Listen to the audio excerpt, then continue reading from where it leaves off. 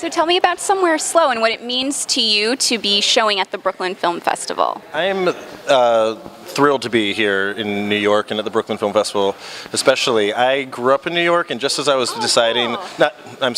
I lived in New York when I was younger. Oh, okay. And so you weren't like born? No. I was born in Delaware, but when I was just making the transition from I used to act, and as I was making the transition to behind the camera, I was 22, and I was living in New York, and I would spend my days reading up the Village Voice and seeing what small indie movies were playing at the Quad or the Sunshine Cinemas or the Angelica, and I would go discover movies, and that's when I directed my first film, Wrestling, when I was living in New York. We shot in Delaware, but I was living in New York at the time, so to be able to be here 10 years later, sharing my now second film, Somewhere Slow, with a New York audience has been a sort of full circle event. It's been great.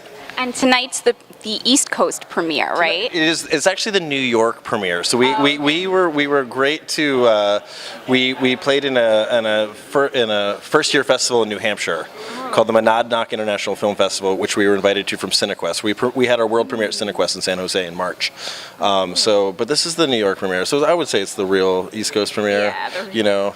But to be able to be here, and I have a lot of friends because I used to live here. A lot of friends being able to come out tonight and Sunday, and it's great. I mean, the movie, you asked what it's about. It's about a 40-year-old woman who's tired in her life, and through a series of events, she finds the urge to break free of the constrictions around her, and goes on an adventure. And she meets a boy, a young drifter, a teenage drifter, and they go on an adventure and shed all of the protective walls they've built up around them, and get to sort of what's real and what's important between two people.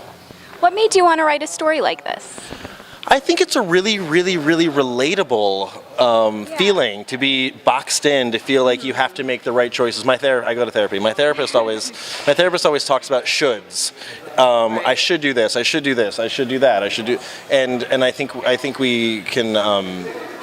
I think we limit ourselves by what we think we should do, and I think most of us spend our lifetime doing what we think we should do.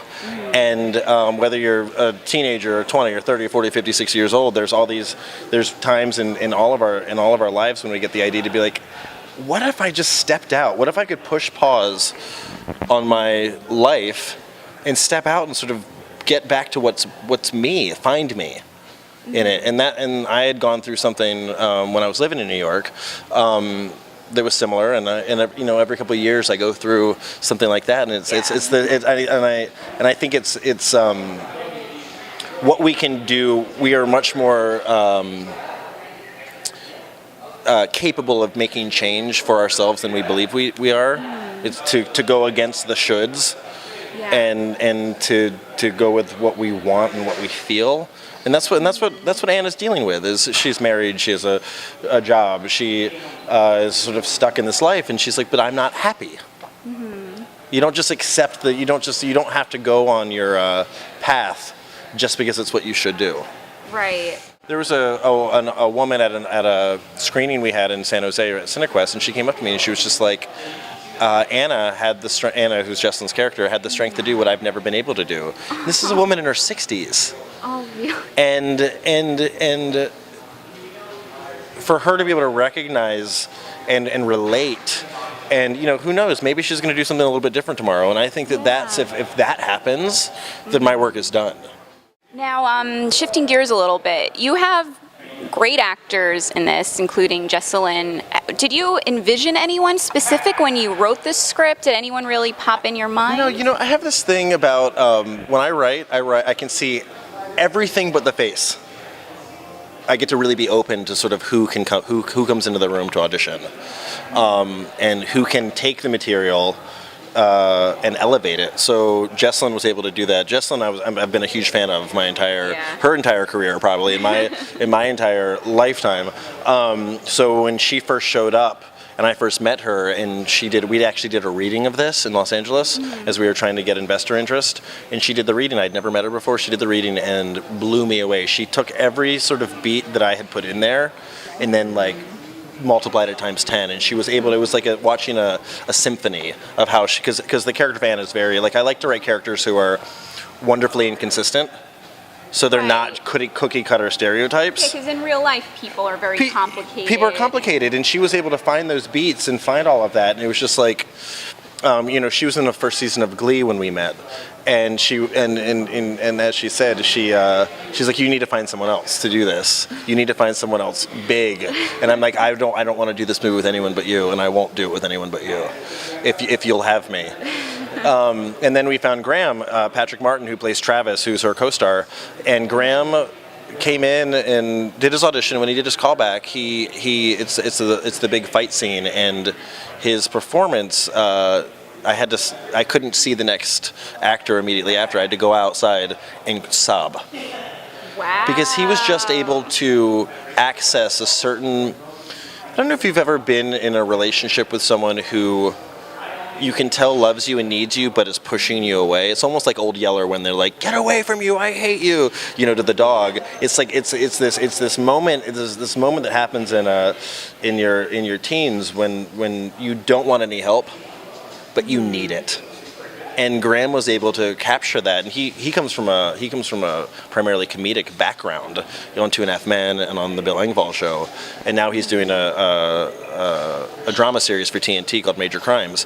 But he was coming from a comedic background, but he was able to bring such truth and authenticity to it in the audition that I was like, this is the guy.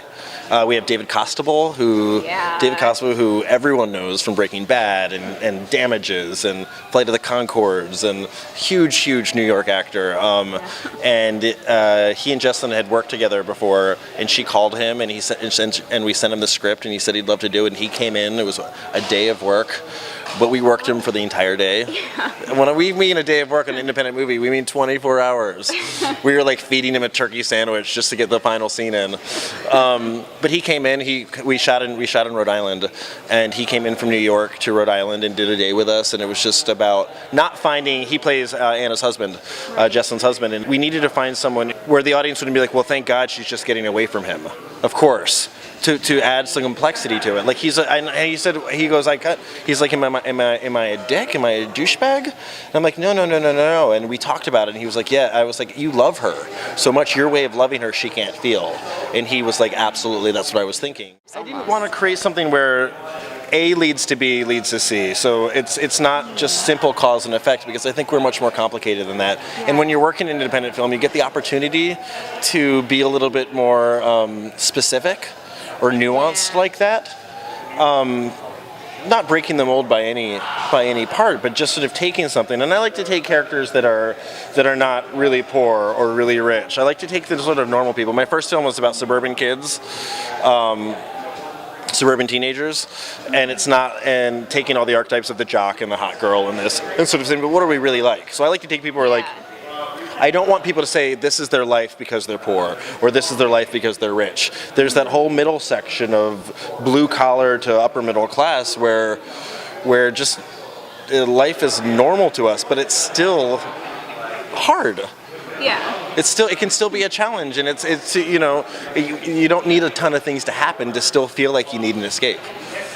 And that's what we wanted to explore in this. And it's like the cast we were able to get was great. We have Robert Forster in it, makes a cameo in the movie, and Wally Langham from CSI and Little Miss Sunshine is fantastic in a scene. Once again, it was Jessalyn and Graham, and then all the other actors worked one day each. Oh. And we just they came in, we piled them in, and they were just so committed and so passionate, and it was a dream for me coming true. Wow, I really can't wait to see it. We're about to see it very soon. Very soon. It's tonight in the rain.